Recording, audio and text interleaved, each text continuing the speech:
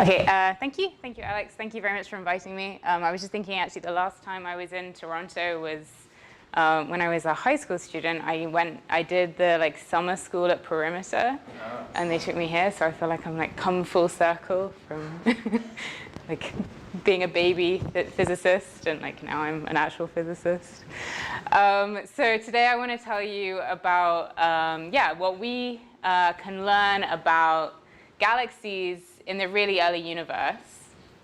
And particularly, I'm interested in really the first galaxies that form in the universe that are probably too faint to ever detect directly, but we can learn about these galaxies by studying the imprint they have on the universe around them through this process called reionization.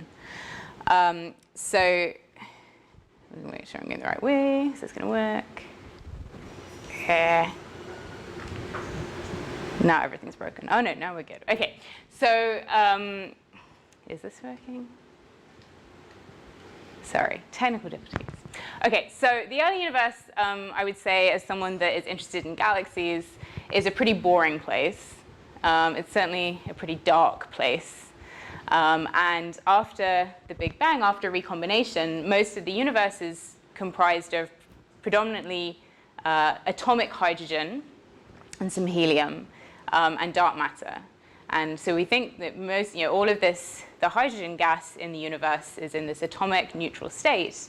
But now in the local universe, lower redshifts, we know that most of the hydrogen in the intergalactic medium is ionized. And I'll explain some of the evidence that we have for that in a minute. So at some point, something had to happen to all of that hydrogen in the intergalactic medium, and it was ionized, we think, by the first stars and galaxies.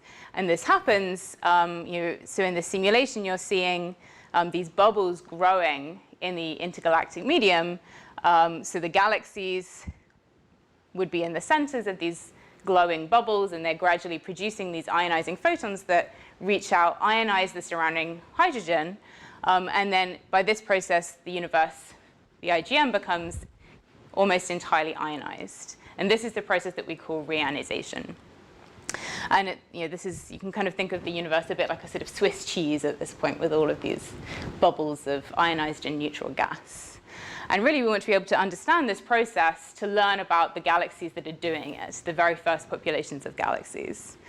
So to put this into sort of context with the timeline of the universe, of which this is not at all to scale, but today, we know the universe is mostly ionized. It was mostly neutral. And then at some point, we had this sort of Swiss cheesy thing happening with all these bubbles growing. And we think that this process of reionization was complete within about the first billion years of the universe's history, so about a redshift of 6. And excitingly, this is really the frontier of our observations of galaxies. So Hubble can currently probe out and observe galaxies really up to redshift 10, and future facilities, namely the James Webb Space Telescope and also future 21-centimeter experiments, will really enable us to push out to higher redshifts and actually directly observe galaxies really out to sort of redshift 15 or even 20 if they exist then, and directly map the neutral gas in the intergalactic medium. So I think it's a sort of an exciting time to think about reionization. You have the synergy of ways to observe what's going on. So a quick sort of review of how we know that the universe is actually ionized. So one of the ways that we can study the intergalactic medium is by looking at absorption features in quasar spectra. So if you have this quasar at some high redshift, which has this emitted spectrum, as the light from the quasar travels through the intergalactic medium, as it travels through pockets of gas, you get these absorption features. And typically, there's a lot of strong absorption here in this, what we call the Lyman-Alpha forest. And this tells us that there's lots of neutral gas. But if you look as a function of redshift, so here going from redshift just below 6 to just above 6, there's a lot of evolution in this Lyman-Alpha forest. So at the lower redshifts, we see lots of spikes, which means that there's transmission because there's still ionized gas here, because some of those Lyman-Alpha photons can travel. But by the time we get to redshifts greater than 6, this is completely absorbed. We have these Gum-Peterson troughs that tell us that the IgM is predominantly neutral at these very high redshifts. So this was really the first conclusive evidence that the universe was becoming very neutral above a redshift of 6. So just to sort of set out the goals here, really the aim is what are the properties of the first stars and galaxies. But to answer those questions, we want to think about constraining the process of reionization. What is the timeline and topology of reionization? And can we use that to learn about the first sources? So when I talk about the timeline of reionization, rather than just looking at pictures of cheese, we could plot this, what I would call the timeline of reionization, which is the fraction of hydrogen in the intergalactic medium that is neutral as a function of redshift. So there's a lot going on in here, but mostly I want you to take away that there's a few measurements that we have here, one from Planck, and the others mostly come from measurements in these quasar spectra. But you can see that basically all of them are just limits. And then simultaneously, I've plotted a bunch of different models for how reionization would progress depending on different properties of reionizing sources of these first galaxies. And broadly speaking, basically, if you have more galaxies forming at early times in the high redshift universe, reionization will happen earlier. But this is balanced out by a number of effects, one of the most important of which is how easily ionizing photons can actually get out of these galaxies. And this has a lot of, requires us to understand a lot about the internal structure of the ISM of these galaxies and the CGM as well. So this is, one of the, we're sort of looking at a plot like this, one of the best things that we could do is actually just have better measurements of this. We want to constrain this timeline so then we can go back to these models and ask, which one of these types of models is most consistent with the observations that we have. And when I talk about the topology of reionization, I'm really thinking about how bubbly is this Swiss cheese. So these slices, these images show you slices from simulations that are all have the same average volume average neutral fraction. So in this case, all of these universes that are 50% ionized. But you can see they have quite different structure. And this topology, the structure is driven by primarily the clustering signatures or the clustering strength of the sources that dominate reionization. So if you have the more numerous, very low mass galaxies dominating reionization, you end up with much smaller bubbles, and there's sort of more of a uniform distribution. Whereas if you have very highly clustered sources, so very rare, rarer high mass galaxies or quasars, these bubbles are going to be a lot bigger.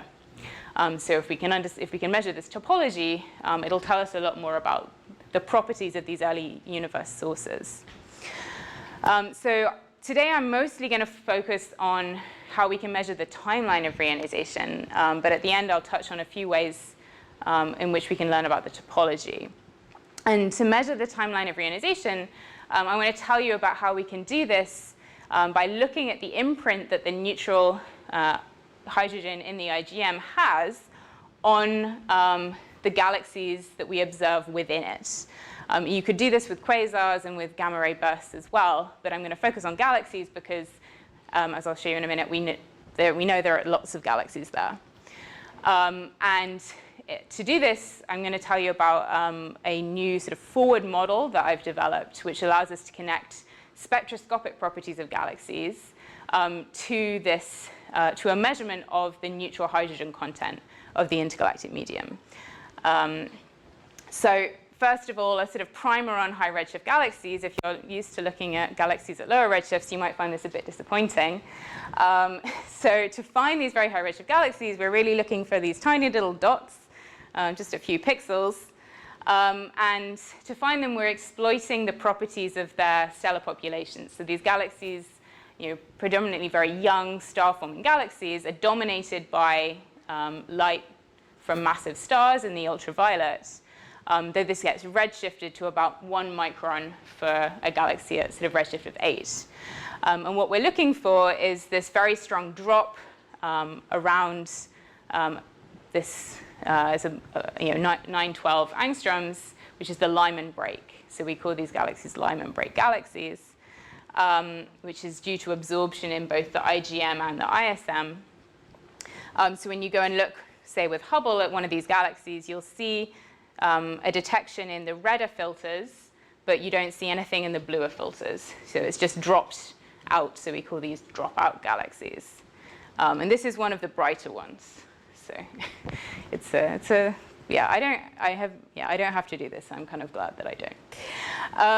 But we have now, in the last decade or so, amassed samples of thousands of galaxies above redshift of 6. So since the Wide Field Camera 3 was installed on HST, this has really revolutionized the study of high redshift galaxies.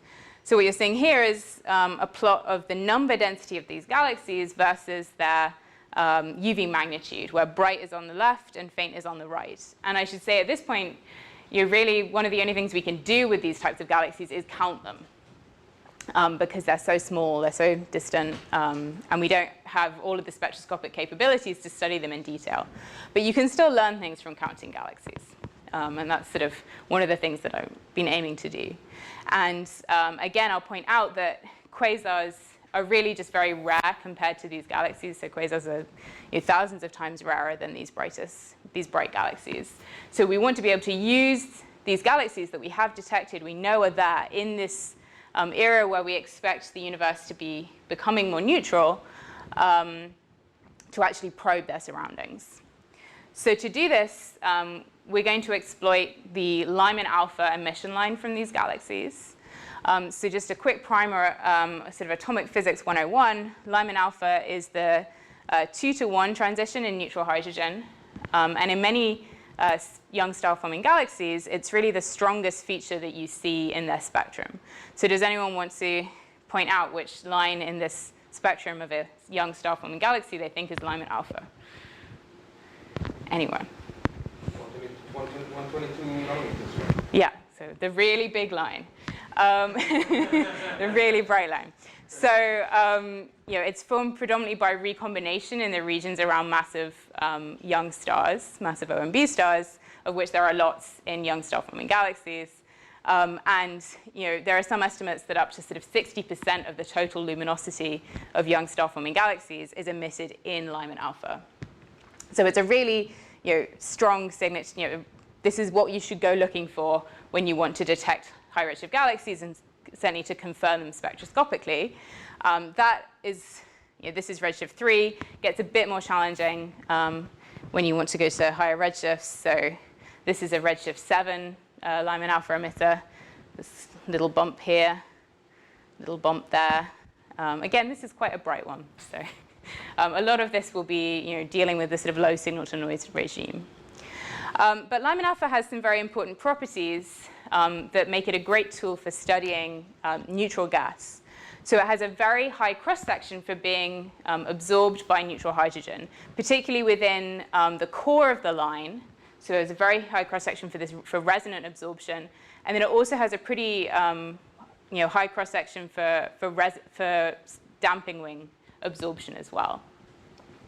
And what this means is that if you have a bunch of neutral gas in the way of your galaxy that's emitting Lyman-Alpha, that gas will be scattered, or the Lyman-Alpha photons will be scattered in this neutral gas.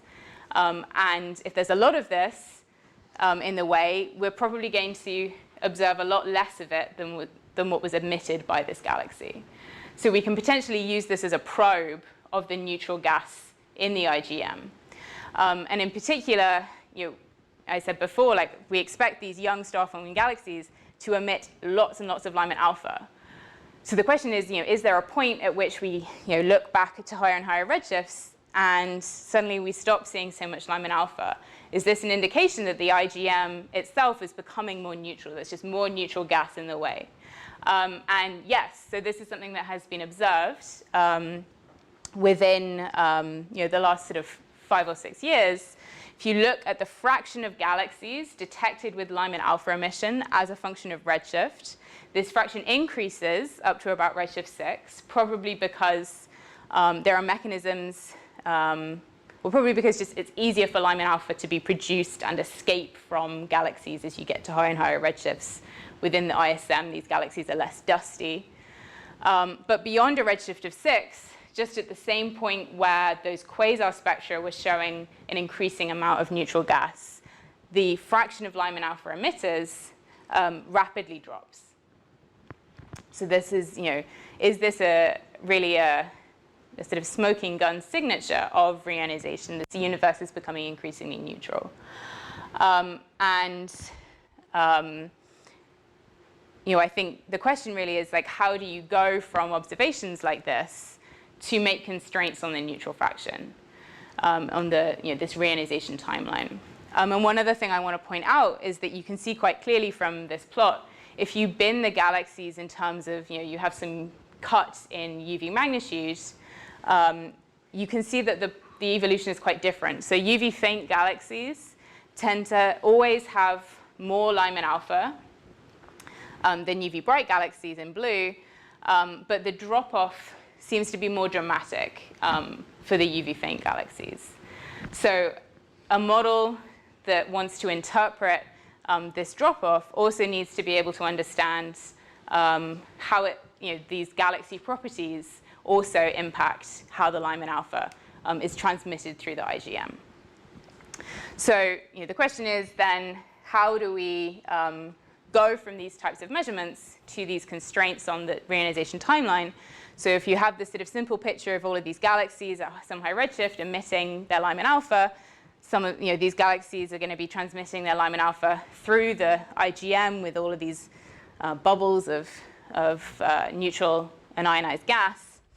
And so these galaxies are emitting Lyman-Alpha with some intrinsic flux, or I'm mostly going to work in equivalent width, which is just the ratio of the line flux to the continuum flux. But we're only going to observe some fraction of that, and this fraction I'm just going to call T, or the transmission fraction. Only some fraction of the Lyman-Alpha flux is transmitted through the intergalactic medium. And this in itself is not new, so people have been modeling this for a number of years. But the key step that we've been working on is actually to say that this transmission, firstly, is not just a single number, it's actually a distribution.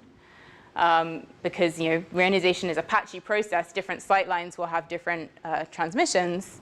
But it also depends on not only the neutral content of the IgM, so this X sub H1 is the average neutral hydrogen content of the IgM, fraction of the IgM. But these transmissions also depend on galaxy properties. And the most important ones that we're going to be thinking about are the halo mass, the UV magnitude, and this delta V, or velocity offset of Lyman-Alpha, which I'll come back to in a minute. Yes? How many of these stars do you expect to be on a single line site? How many, sorry? How many of these scatter or absorb it? Well, it depends on the time, where you are looking, like what redshift you're looking at. But certainly when we treat this, like we're doing this on scales, we assume the scales that we are modeling are much bigger than. I'm trying to understand if I look at two different line sites. Is one of them where the optical depth is 0? Yeah. Yes. Yeah. So it's the difference between one and so the chance that you'll have two on your line of sight is negligible. Two galaxies or two absorbers. You can have multiple things along the line. So we actually do. I'll go through it in a minute, but we basically have a simulation of all of these absorbers that we integrate through. So you can have as many as you want. I'll come back to it. Yeah. So should I think of the galaxy and the cloud being at basically the same redshift? Or I'm wondering about the redshift between the Lyman-Alpha being emitted and being absorbed. So for it to have an impact, they have to be pretty similar in redshift. Close enough. Close enough, yeah. So if you remember the cross section, the absorption cross section that I showed you, if you if the redshift is too large, there's negligible absorption, basically. You have to be in some sort of sweet spot, but yeah, it's certainly within one redshift, like a redshift bin of 1. Okay. Yeah, to have a strong absorption. So yeah, moving sort of beyond this cartoon picture, we actually do use large-scale simulations of the IGM. And one of the big problems in modeling reionization is that it's really a multi-scale problem. Certainly if you want to understand how Lyman-Alpha is transmitted through the IGM, you have to be able to model the large-scale structure of the IGM on scales of hundreds of megaparsecs. You want to be able to model what's going on in the CGM. You also want to be able to model what's going on in the ISM, because that's what sets the line shape of Lyman-Alpha, which actually has a very important impact, I would argue the most important impact, on how Lyman-Alpha is transmitted through the intergalactic medium. So just thinking about the ISM for a minute, I like to say that Lyman-Alpha really likes to party because it has such a high cross-section for being resonantly absorbed. It's essentially scattering its entire way through the ISM. And as it does this, it's picking up Doppler shifts from the gas in the ISM, and you basically tend to get these sort of double-peaked line profiles. So you have a red peak and a blue peak, and everything that was emitted around the resonant frequency of Lyman-Alpha, it cannot get out of the galaxy because it's being scattered so much inside the ISM. And we think that generally the sort of denser the ISM, or basically the denser the ISM, the more scattering will happen inside the ISM and shift these lines to redder frequencies. I still don't understand this argument, because you only need to move until you're not resonant anymore. So it doesn't matter how much, right? Once you're not resonant. No, so there's still the absorption profile is not like a completely. It doesn't die off completely. There's still this damping wing. Right, it goes down like more than exponentially, right? So you have to move a little bit further if it doesn't scale linearly with the amount of mass. So this is the I'm having a hard time to swallow. So just the sort of density of the IS, like. Yeah, because it has to be like orders of magnitude more dense to get this sort of effect. If I understand this process. Yeah, I mean, it's definitely more complicated than some sort of linear relationship, but there is, you can derive analytically a relationship between the column density of neutral gas in the ISM and this shift in frequency. This paper is by Neufeld, if you're interested. Okay, but so this is really what's set in the ISM. So this is what is emerging from these galaxies. But during reionization, we have this additional absorption due to all of the neutral gas in the IGM.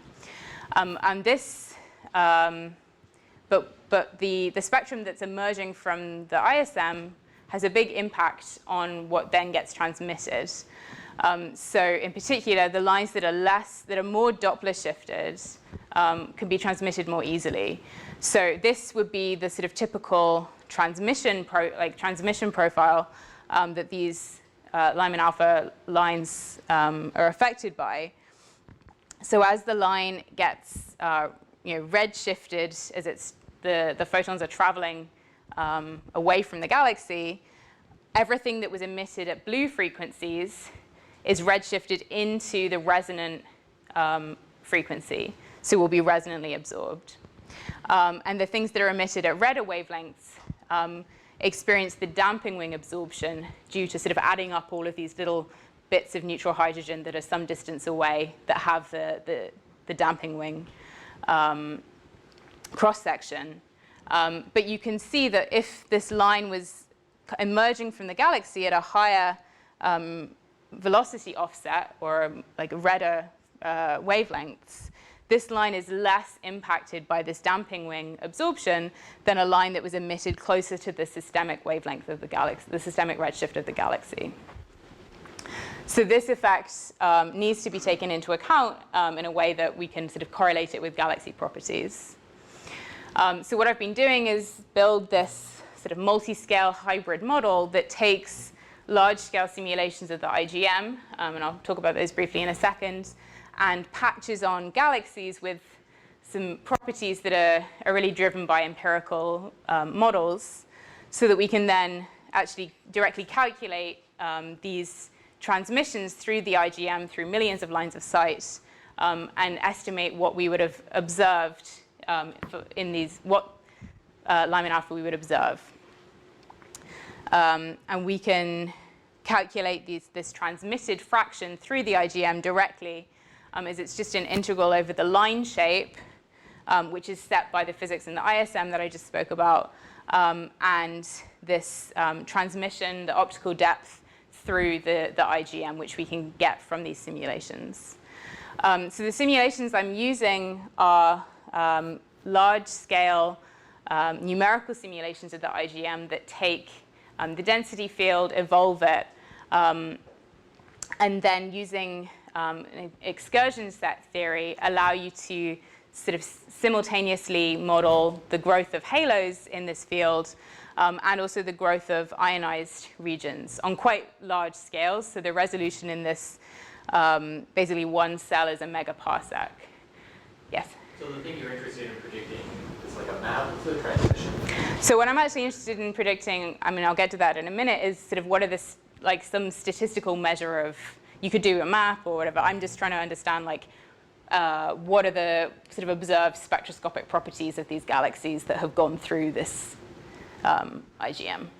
But you could apply it to anything, yeah. Do you include radiative transfer? So that there is no, well, so this basically gives you where the neutral and ionized gas is, and then you can calculate the absorption through this, but there's no like actual full radiative transfer. Yeah. So this is the sort of IGM part of it, and then the ISM, as I said, is all done through empirical modeling, mostly because Lyman-Alpha radiative transfer is very difficult, and there's not really a first principles model for it. So what I'm actually doing is taking observations at redshift of 6, where we're assuming that redshift of 6 is a fully ionized universe, and then trying to model what happens at higher redshifts as the universe becomes more neutral. And we're going to make a sort of differential measurement between this redshift 6 and higher redshifts. But we work under the assumption that the galaxy properties at redshift 6 are sort of the intrinsic galaxy properties, and then add on the IGM. So the galaxies all get equivalent widths of Lyman-Alpha sampled from observed distributions, or a model of the observed distributions. They get UV magnitudes based on an abundance matching model based to the halo mass function. And they also get these Lyman-Alpha velocity offsets, which is just the shift of this red peak of Lyman-Alpha, which observationally seems to be correlated with mass. So here I'm showing you this Lyman-Alpha velocity offset as a function of halo mass, again, which we've mapped via abundance matching from UV magnitude.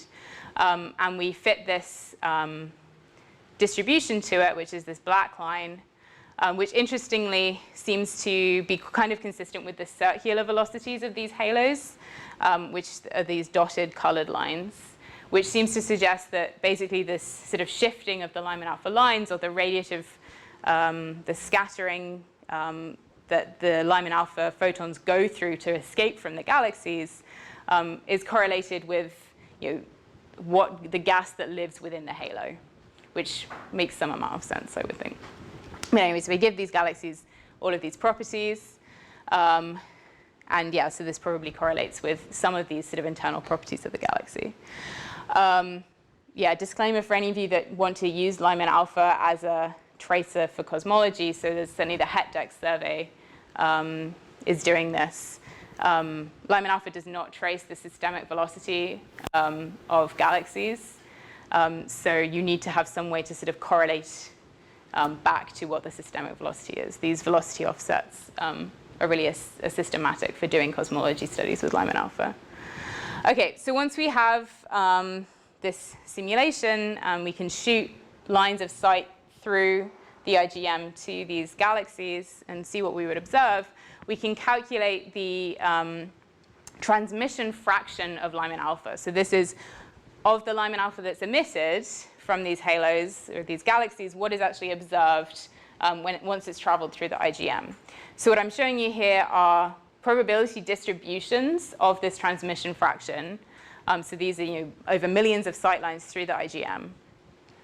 And each box is when the IGM is a different value of the neutral fraction. So here in a box that's mostly ionized, going down to one that's mostly neutral.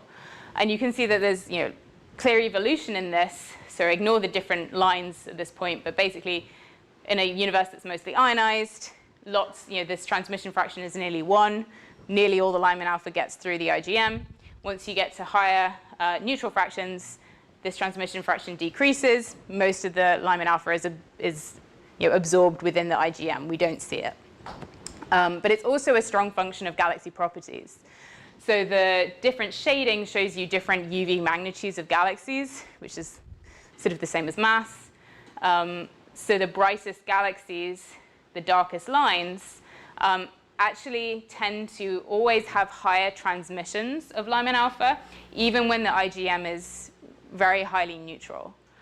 And this is due to a combination of two effects. So firstly, we think these massive UV bright galaxies tend to have these higher Lyman-Alpha velocity offsets, which mean they're less extinguished by the IGM because they're shifted away from the absorption profiles. But also, the most massive galaxies live in these much denser environments, lots of other galaxies in there. These galaxies, these regions are probably ionized earlier in the universe's history. So these massive galaxies already live in ionized bubbles very early on. So Lyman-Alpha coming from these galaxies is more easily visible, even when the total average neutral fraction is very high. I was trying to relate this to the plot you showed right in the beginning. Mm-hmm. You had UV faint and UV bright. Yeah. Does this connect Mm-hmm. the same way? Mm-hmm. Because I thought that... No, you're right, exactly. So if you remember, I showed you that the UV faint galaxies drop off much more quickly. So this is sort of, if you reverse the argument that I just gave you, the UV faint galaxies you do see have these fainter, this fainter curve. The transmissions are much lower. And this is due to the combination of the same two effects. The UV faint galaxies tend to emit Lyman-Alpha much closer to the systemic velocity of the galaxy. So they're preferentially absorbed by neutral hydrogen around them. But they also are more likely to live in less biased regions where the IGM is still neutral. Yeah.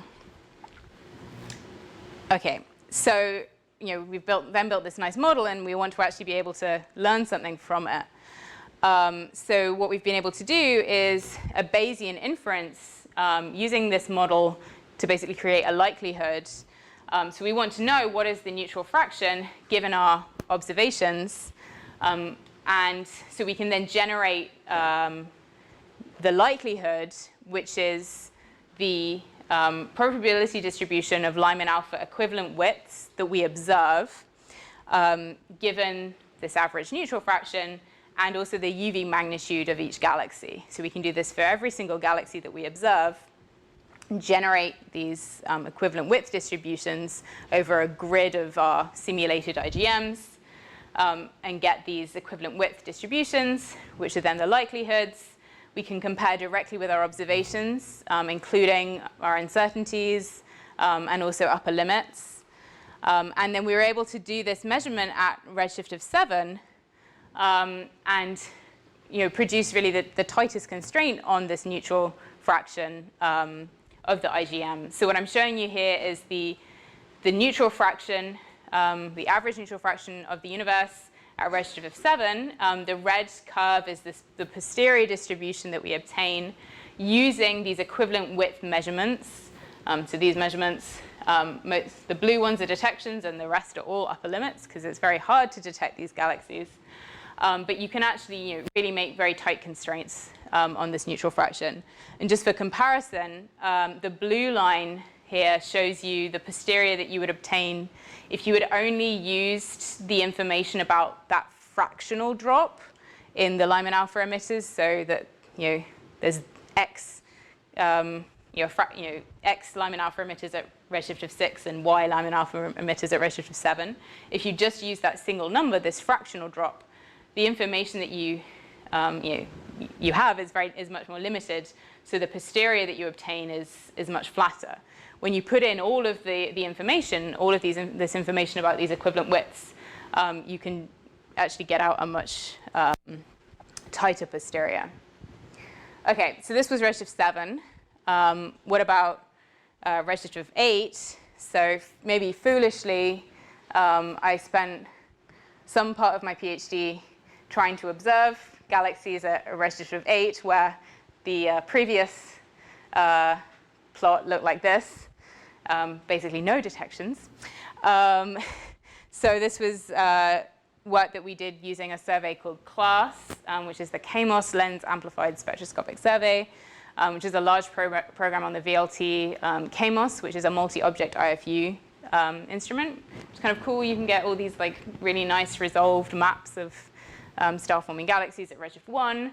But we were really aiming to look for Lyman-Alpha in these galaxies at redshift of 8. So we looked for Lyman-Alpha in over 50 galaxy candidates selected from the Hubble Frontier Fields data, which is a deep legacy survey of galaxies lensed behind massive clusters. And to reduce everything that I did to a single slide, the upshot of which is that we didn't detect any. So I was quite sad. But the good news is that we have a James Webb early release science program to do spectroscopy in one of these fields. So we observe this in 6 fields, and yeah, James Webb will observe in 1. James Webb doesn't have to worry about sky, the Earth's atmosphere. So I'm hoping the success rate will be slightly better with a better telescope in space. So we'll see. But we can use these non-detections, actually. I then spent a lot of time trying to figure out how to use not just the equivalent width measurements, but actually the entire spectrum. So now our likelihood actually uses the entire spectrum. So we can include the wavelength sensitivity of our detector, the fact that there are lots of sky emission lines, and also we can marginalize over the photometric redshift estimates. So one of the sort of dirty secrets of the high-redshift galaxies is that we have to use photometric redshifts most of the time because we can't detect them spectroscopically. There's no Lyman-Alpha, but we can estimate these photometric redshifts and marginalize over it. And the results from this survey and from the previous work are that we're finding that the universe is really becoming rapidly neutral between a sort of redshift of 6 and redshift of 7. So the new constraints that I'm showing here are in red. The star from the previous posterior I showed you, and then this upper limit or lower limit is from the CLASS survey. And then there's also this other star, which is also another survey that I'm part of. But we're really finding this neutral fraction is really increasing above a redshift of 6. But this is also consistent with some other measurements from the 2 quasars that exist above redshift of 7. And the question then is really like, what are the implications for these high redshift galaxies? So here I just plotted a bunch of different models, but I then decided that, I don't know, trying to fit things by eye is not always the best thing to do. So I've since been working on this, call it as a non-parametric model of reionization and the photon budget during reionization, where non-parametric basically means that your function can have any value at any time. So that's why it looks all kind of wiggly. But these are the reionization histories that best fit these data points. And then using that, we're able to actually make these sort of estimates of what this timeline of reionization is. And certainly we find that, so in gray, I'm showing you the reionization history inferred just by using the optical depth to the CMB, tau, and some measurements in the Lyman-Alpha forest, which are shown to be very model independent. And in purple is using our new measurements plus other measurements from quasars of this Lyman-Alpha damping effect. And you can see that when you add in this effect, this purple posterior, it's much more tightly constraining this midpoint of reionization to really be, reionization is happening at pretty late times below a redshift of, it's certainly ending around a redshift of 6, and the midpoint is below a redshift of 8. And so the implications, and yeah, this is consistent with seeing late reionization from other probes as well in the Lyman-Alpha forest. But if we look at late reionization and what that means for the galaxy sort of population, if you the reionization history, if you sort of think of it as a balance between recombinations in the IgM and ionizations coming from whatever they are, galaxies, quasars, we can then sort of solve for this rate of ionizations. So this is what I'm showing you here. This is the ionization rate of ionizations per megaparsec, per cubic megaparsec as a function of redshift. So the result that we obtain is this sort of purple shaded region, which is a 68th percentile region. And if you compare that to what you would get from a very simple model of galaxies, which is this hatched region. So in this very simple model of galaxies, we basically don't let anything evolve in the galaxy properties apart from their number density. And you can see that they're becoming slightly marginally inconsistent with each other.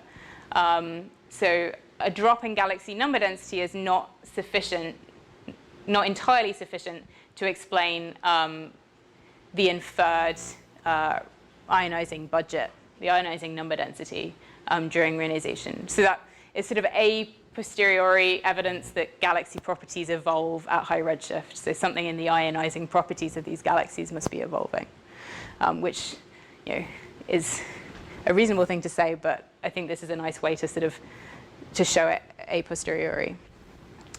And the other implication for this that I'm actually quite excited about is that if the bulk of reionization is occurring at redshift 8, redshift sort of 6 to 8, that means that what James Webb will see when you go to these higher redshifts, Hubble is already seeing far fewer galaxies than you might have expected.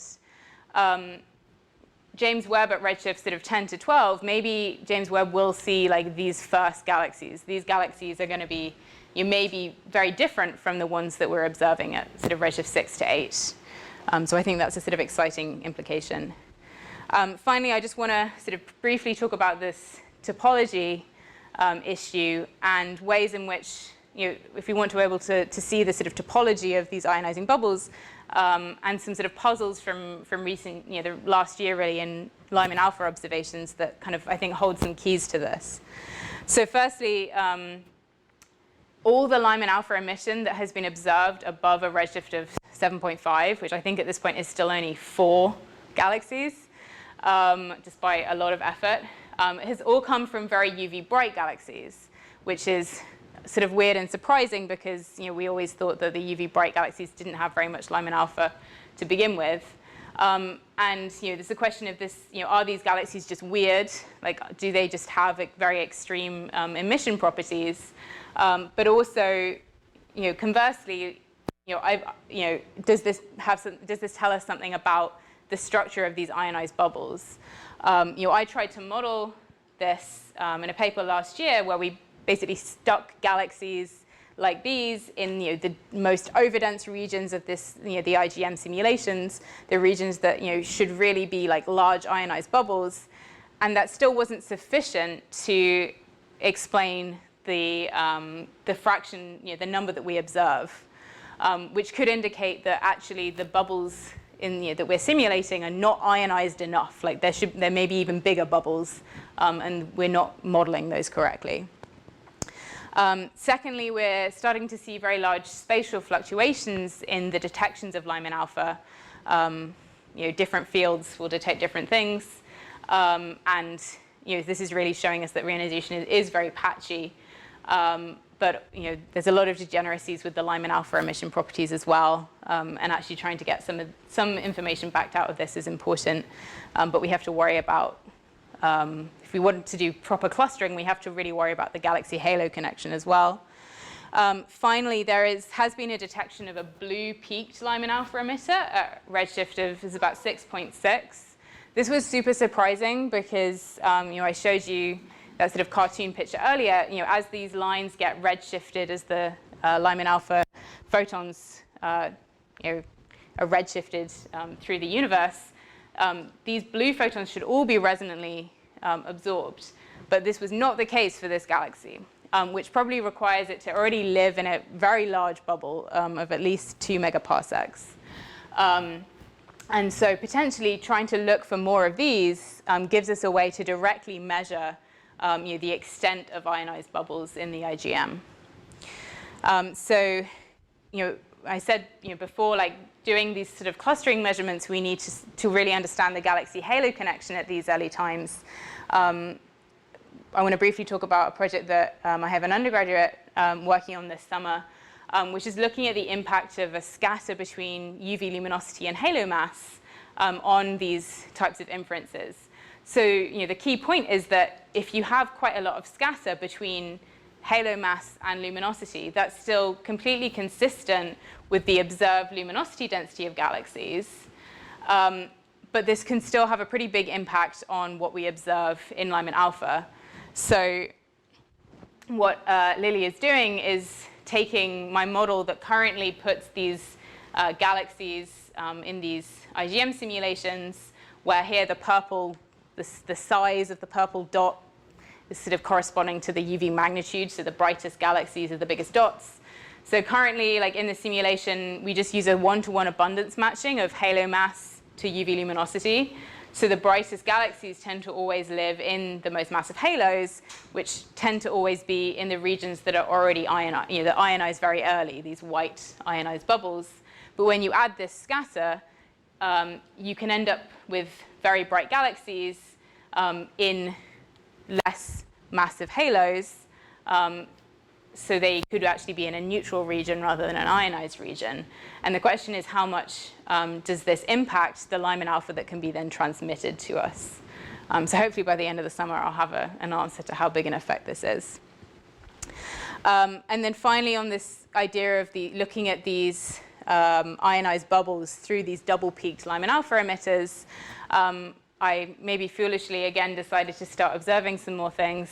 But this time at redshift 5 to 7, and I detected some, so I'm really happy. I finally actually detected something. But I've been starting this large survey on an instrument at the MMT to do high spectral resolution spectroscopic survey of a pretty wide area. And the aim is, we should be able to detect double peak Lyman-Alpha emission if it exists in these galaxies. We haven't, well, yeah, I'm not going to say any more, but we definitely have lots of Lyman-Alpha emitters. This just shows you that they're already very diverse. Like this one is pretty narrow, this one's pretty broad. And it's nice actually having this high spectral resolution. We should be able to measure the line profiles of these Lyman-Alpha emitters and hopefully be able to use that to better understand the topology of reionization. Okay, so just in summary, I've told you that the evolving transmission of Lyman-Alpha does contain information about reionization. Although we've observed hundreds of galaxies, only a handful of them have Lyman-Alpha detections. And we can use this forward modeling framework to connect those observations to the reionization history. And we also think that the line shapes of Lyman-Alpha can tell us about the topology of reionization. Our results of really finding this very late reionization scenario, which I think is kind of exciting for JWST in terms of really seeing like first galaxies, And we seem to be inferring that the ionizing emissivity produced by these galaxies is not necessarily consistent with just evolution in the number density of galaxies. So the ionizing properties of these galaxies must be evolving. And there's still a lot more to understand about reionization, or about Lyman-Alpha, in order to understand reionization. So I think I will leave it there. Thank you.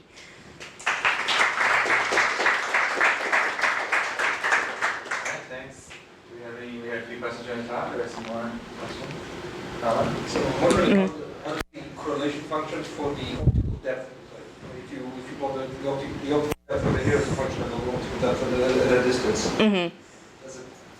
I would imagine that it has a certain behavior until you get to the large, to something that corresponds to large bubbles, and then you have a different power. So is this something you see in your simulations? Yeah, so it tends to sort of like have a peak at like the typical scale of these typical bubble scale, which does evolve with redshift and neutral fraction too. And that would be something that it would be amazing to be able to measure as well. But you need, I mean, this is something that the 21 centimeter cosmology should be able to do, at least, try and find this sort of peak of the bubble power spectrum, or, correlation function. Could you imagine using your data together with 21 centimeter survey to try to look for this sort of thing? Yeah, so I think that's really one of the aims is, 21 centimeter cosmology, I think, holds a lot of promise, and this is one of the things that they want to do is like make these maps of neutral hydrogen and measure these bubble sizes, measure the timeline of reionization. But the foregrounds involved in making those measurements, you're sort of just at the edge of human radio traffic, are enormous. And I think believing measurements from 21 centimeter requires sort of cross correlations with these galaxy observations. So I'm hoping that this is one way that we can do that. And if we get very different answers and we both think we're right, then we'll learn something anyway. So yeah. All right. Any